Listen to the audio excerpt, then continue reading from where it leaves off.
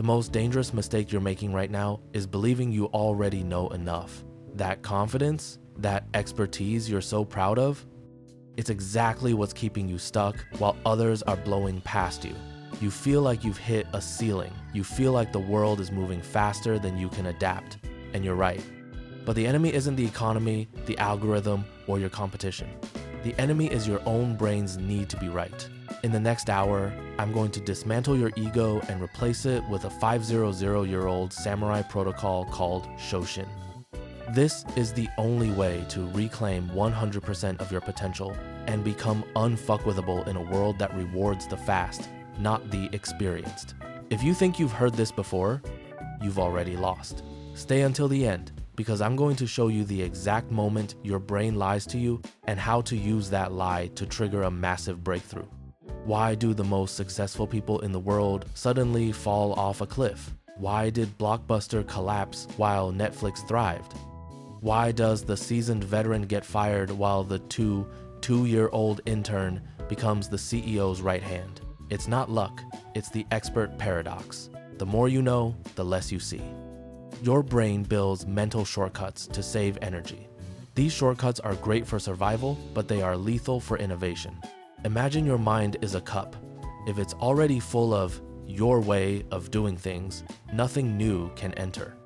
Most people are walking around with overflowing cups of stale water, wondering why they feel thirsty for success. We are going to empty that cup right now. Let's talk about the biological trap of mastery.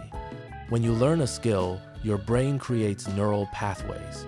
Over time, these become highways, fast, efficient, and effortless.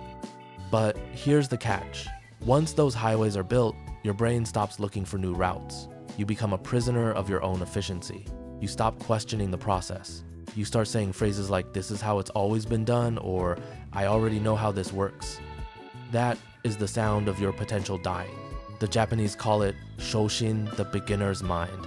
In the beginner's mind, there are many possibilities. In the expert's mind, there are few. Think about the last time you tried something completely new.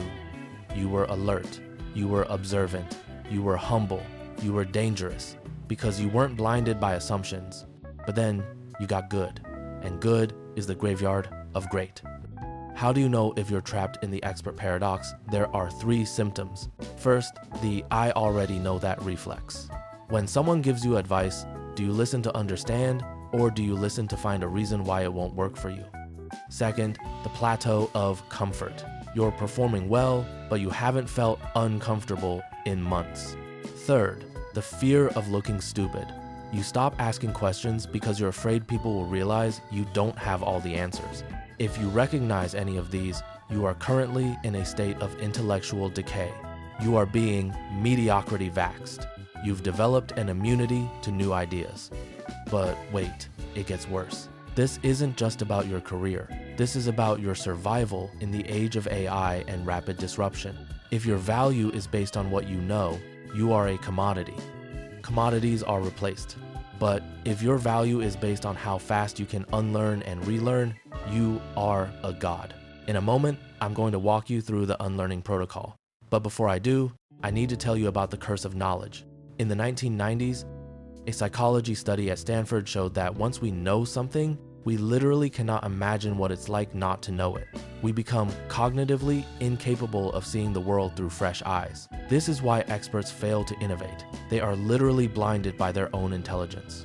Are you blinded? Let's test it. Look at your current workflow. Look at your biggest goal. Now ask yourself, if I had to achieve this in half the time, starting from 0 today, what would I do? If your answer is, "I don't know," good. That's the first step of Shoshin. If your answer is, "I'd just do what I'm doing now but harder," you are in deep trouble. You see, hard work is the favorite excuse of the stagnant. I'm working 12 hours a day, they say. I'm doing the reps, but doing the wrong reps for 12 hours just makes you an expert at being wrong. The Shoshin effect is about intellectual humility. It's the realization that your current map of the world is outdated. The map is not the territory. The territory is changing every second. If you're still using a 2023 map in 2024, you're going to walk off a cliff. Now, let's open the loop on the beginner's advantage.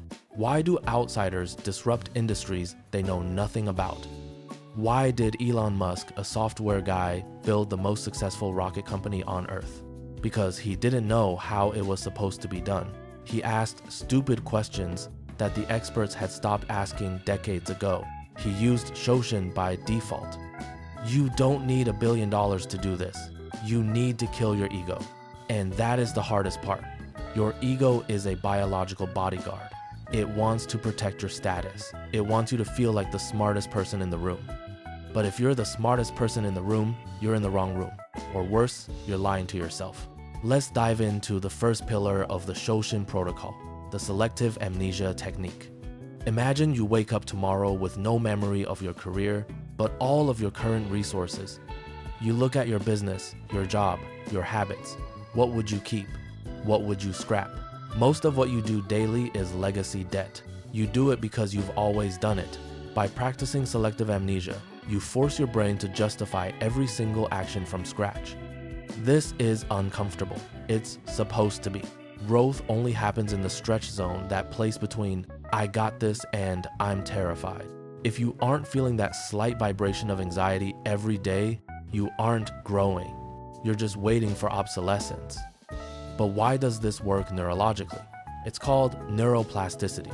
When you force yourself into a beginner state, your brain releases acetylcholine and norepinephrine. These are the chemicals of focus and learning. When you're an expert, your brain runs on autopilot basal ganglia. You're literally asleep at the wheel. Shoshin is the alarm clock. I'm going to tell you a story about a master swordsman in ancient Japan. He was the best in his province. No one could touch him. One day, a young traveler with a wooden stick challenged him. The master laughed, but the traveler didn't move like a swordsman. He moved like a child, unpredictable, messy, and fast. The master, trapped in his perfect forms, couldn't adapt. He lost. Not because he wasn't skilled, but because his skill had become a cage. Is your skill a cage? We are halfway through this breakdown, and if you're still here, it means you felt the expert itch. You know something is missing. In the next section, we're going to discuss the identity death. This is the part where most people turn off the video. They can't handle it. But if you want to reach the elite 1%, you have to be willing to kill the person you are to become the person you need to be. Are you ready to stop being the guy who knows and start being the guy who learns? Because here's the secret. The world doesn't pay for what you know anymore. Google knows everything. ChatGPT knows everything. The world pays for the courage to be a beginner again. Let's look at your daily routine. Do you spend more time defending your ideas or seeking out people who disagree with them? If you want to master Shoshin, you need to seek out disconfirmation. You need to find the person who thinks you're wrong and listen to them until you understand why they might be right. This isn't about being weak. This is about being a predator of truth.